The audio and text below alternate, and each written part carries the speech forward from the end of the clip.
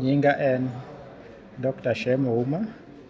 An machung' ni timo nonro gi maendeleo mar kano pesa mag wazee Retirement Benefits Authority.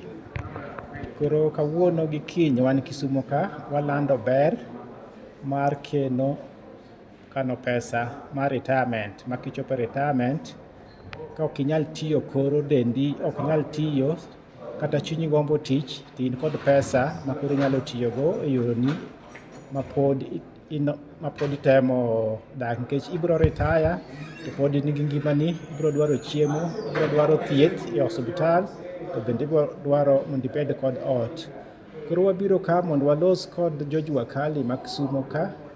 Nyoro nyowa a Kisii gi Nyamira, wabiro dhi e Nyanza ka te nyaka Siaya nyaka Homa Bay walando injili mar kano pesa mar tiyogo ka isebet ng'ama koro ok nyal tich kata chunyi gombo.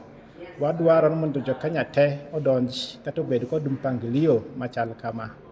E Kenya ka sani kuom ji 10 jok matiyo tij sirkal kata private kata Jua Kali, ji 2 kende ema keno ni pesa mar retirement. Koro keno ok ber ahinya. To jogo matimo marach mogik gin jok matiyo e Jua Kali, nikech kanyo ok gidonjo mpangilio mag kano pesa mar uzee. Mano e gima okelowa Kisumo ka mondo waland injilini mondo ging'e ni onego bed ni gi save pesa for their lives in retirement. They can provide for their health needs, they can put food on the table, and they can have a decent house to live in.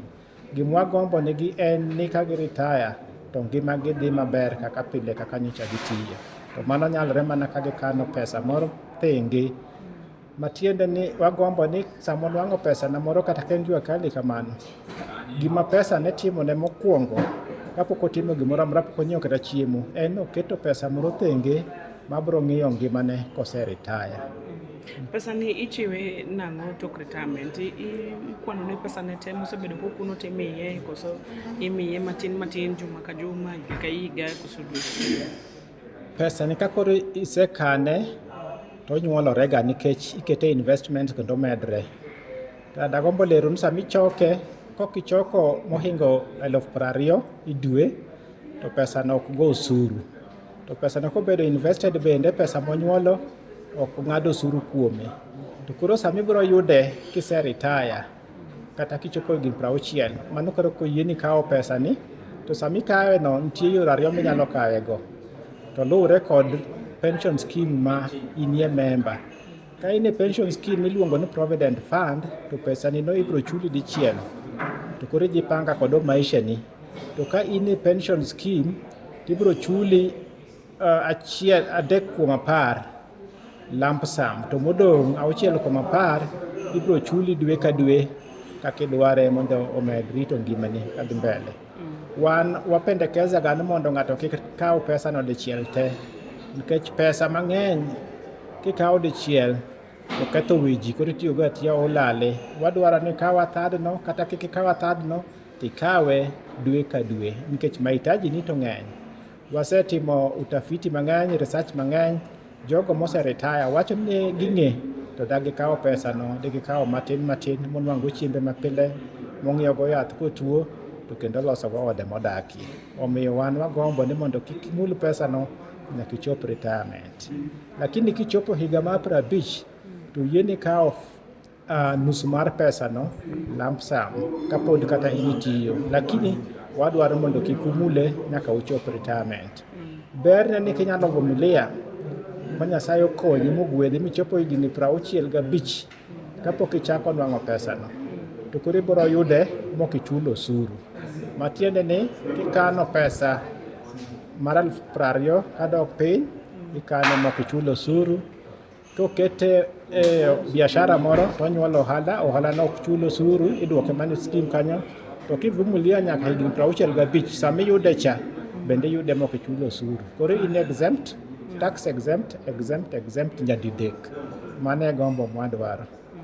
To iyudo ka samoro ng'ato nokeno kodu to kuom hawi marach ode otho ka hike pok nochopo. Be nitie kaka inyalo kony kata familia ni kata jo machiegni kode mowuok chien mondo oyud pesa ni, nikech thothne wawinjo ka ji ywak ni samoro wuon dala, samoro min dala ne tiyo kendo nokeno godo, to kochopo sama koro onindo, to koro mondo mi oyud pesa ni en lweny. Pesa ne kikane en omiye protection mager ahinya. Ng'ama nyalo yudo pesa ni en mana in iwuon kapod ingima. Kata jaodi ok nyal yude kokimiye rusa. Kata ibed mama, kata ibed dichuo. Kata ibed gi gowi miholo kata mana e bank, to ging'e ni in gi pesa pension scheme tichiegni retire. Onge kaka ginyalo tiyo gi pesa mar pension scheme no misekano mondo gichulgo loan mokigolo wachno in iwuon idwa chulo loan no kod pesa ni mar retirement. Koro en pesa ma oketne vikingi mang'eny mondo kik okethre. To ka hawo marach Nyasaye okawi to jogi pod ngima, jogi biro yudo pesa nini. Sami enroll kaka member mar pension scheme, ibiro dwaro, chik dwaro ni mondo indik jogo ma kionge to nyalo tiyo gi pesa nini, iluongo gi ni beneficiaries. Koro inyalo ndiko jaodi, kata in mama, kata in baba, inyalo ndiko minu kata wuonu, inyalo ndiko nyithindi. To gimindiko will no, wanyalo luonge will chal kaka will mar pension scheme, mane kaka pesa ni no biro tiyo. En pesa ma ok nyal lal. Jok mindiko kaka beneficiaries ni biro yudo pesa ni no kaka ne pange. Inyalo wacho ni jaodi inyalo kata miyo 20%, in gi nyithindo ma pod tindo madhi skul inyalo migi percentage man malo kaka 50, to minu kata wuonu inyalo wenie bende matin. To sana sana nyithindo onego nwang' proportion mang'eny kata jadak mari. Ka in kod geno ni onyalo rito nyithindi maber kiseonge. To ka in gi geno no, inyalo nominate ng'ato moro amora manyalo tiyo gi pesa no karito ni nyithindi. Waneno kaka piny dhi, joma mine thoro ndiko minegi kata wuonegi, ok gindik chuogi. Joma chuo waneno ka paro joutegi mondo ema gindik mondo oti gi pesa no kapo nono yamo lal kodgi. Koro mano pesa morite yamo ok nyal lal.